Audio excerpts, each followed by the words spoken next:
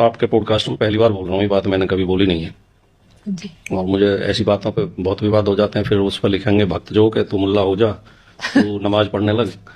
लेकिन जो बात हमें कहनी चाहिए, देखिए जो कुरान शरीफ में या मोहम्मद साहब ने जो विवाह के बारे में जो व्यवस्था दी है वो हमारी व्यवस्था से बहुत बेहतर है। ओके। उन्होंने पहली बात तो ये कि हमारे यहाँ आज भी 6-6 महीने की बच्चियों के विवाह राजस्थान में होते हैं आंखों तीज के।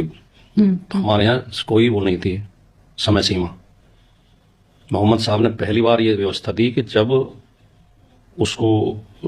तक लड़की रजस्वला होती है, जो महीने शुरू होते हैं उससे पहले शादी नहीं हो सकती। यद्यपि वो भी आज के समय में वो भी जल्दी है, लेकिन कम से कम एक व्यवस्था तो दी थी उन्होंने शुरू में, इतनी हिम्मत तो करी। राइट। ठीक है नहीं भाई, 7वीं शताब्दी में वो हुए तो कितने 1300 साल पहले, लगभग 1300 साल पहले ये सोच लेना।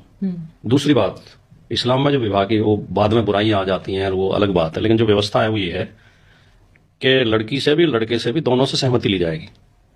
जब निकाह कराया जाता है तो काजी ये पूछता है कि तुम्हें कबूल है। हाँ। दोनों कहते हैं कबूल है तो ही निकाह माना जाएगा, वरना निकाह अवैध है। तो ये कितना क्रांतिकारी कदम था 1300 साल पहले। तीसरे, जब विचार न मिले तो तलाक की व्यवस्था रखी। तलाक मर्द भी दे सकता है, औरत भी दे सकती है। ये बहुत कम लोगों को पता है। लोग सोचते हैं आदमी तलाक दे सकता है, अच्छा। औरत भी तलाक दे सकती है, उसे खुला कहते हैं। ओके। ठीक है नहीं। हमारे यहाँ क्या है कि चाहे पैदा होती गर्भ में भी रिश्ते तय हो जाते हैं हमारे यहाँ।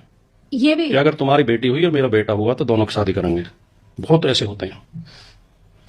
ठीक है, फिर एक बार अगर फेरे फिर गए अग्नि के चारों तरफ तो 7 जन्म का बंधन हो गया। फिर चाहे मनुस्मृति में लिखा हुआ है कि पति कोढ़ी हो, दिवालिया हो, पागल हो, पत्नी को रोज पीटता हो, अत्याचार करता हो, बीमार हो, नपुंसक हो, पत्नी के लिए देवता है, पत्नी उसकी पूजा करे। ये लिखा है बाकायदा। हाँ, और पति पत्नी को कोई अलग नहीं कर सकता। हमारे यहाँ तलाक की कोई व्यवस्था नहीं थी। ये तो जब हिंदू मैरिज एक्ट लागू हुआ, जो हिंदू कोड बिल लेकर आए बाद में, उसका भी आरएसएस ने, जनसंघ ने बहुत विरोध किया था। इनके पुतले फूके थे, अम्बेडकर साहब के भी, नेहरू के भी, गांधी के भी। तो इन्होंने विरोध किया था कि स्त्रियों को इतना अधिकार क्यों दे रहे हो। ये तो हिंदू कोड बिल में महिलाओं को यह अधिकार दिया गया है कि वो चाहे तो तलाक भी ले सकती हैं, संपत्ति में हिस्सा भी मांग सकती हैं, और ये सारी चीजें की गई हैं उनकी सुरक्षा के लिए।